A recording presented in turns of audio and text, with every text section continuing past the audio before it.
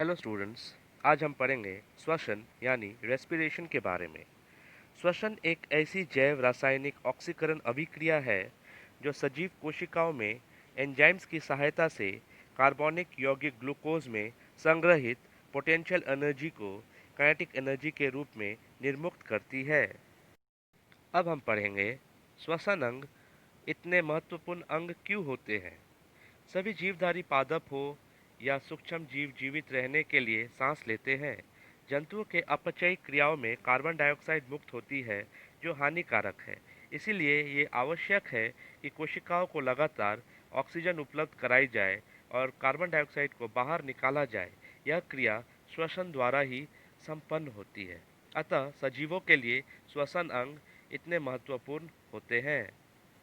क्या पौधे भी श्वसन करते हैं? तो जी हाँ, पौधे भी श्वसन करते हैं। पौधों का श्वसन स्थान के बारे में अभी हम पढ़ेंगे।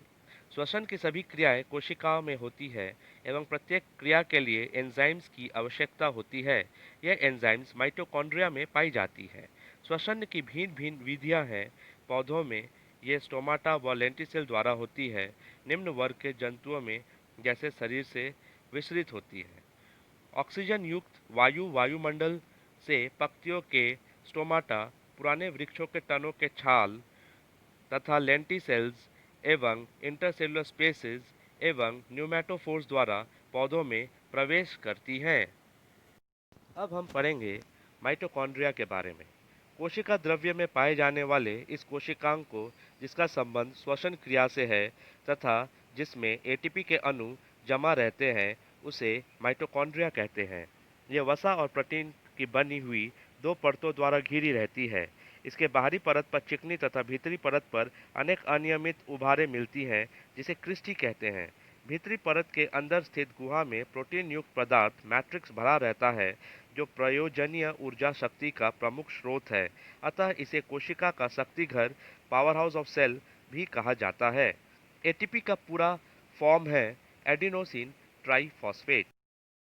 अब हम पढ़ेंगे प्राणियों के श्वसन अंग के बारे में। विभिन्न जाति के प्राणियों में उनके आवास स्थान स्थित कार्बन डाइऑक्साइड का आदान प्रदान होता है। उन अंगों को श्वसन अंग कहते हैं। कुछ प्रमुख प्राणियों के श्वसन अंग के बारे में जानते हैं। कुछ प्राणी बॉडी सरफेस यानी शरीर सतह के द्वारा श्वसन करते हैं। कुछ प्राणी त्वचा के द्वारा करते हैं एवं कुछ प्राणी ट्रैकिया के द्वारा करते हैं। अब ये देखिए, ये है अमीबा का चित्र। अमीबा, स्पॉन्ज एवं हाइड्रा में श्वसन शरीर के सतह द्वारा होती है। अब ये चित्र देखिए, ये है केचुआ यानी अर्थवर्म का चित्र।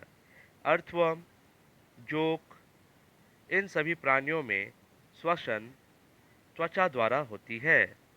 ये चित्र कॉकरोच के ट्रैकिया का है। कॉकरोच, मक्खी, मच्छर इत्यादि कीटों में श्वसन ट्रैकिया द्वारा होती है।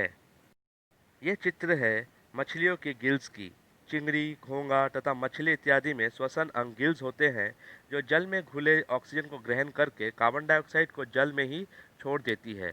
इसलिए इसे जलीय श्वसन यानी एक्वेटिक रेस्पिरेशन भी कहते हैं।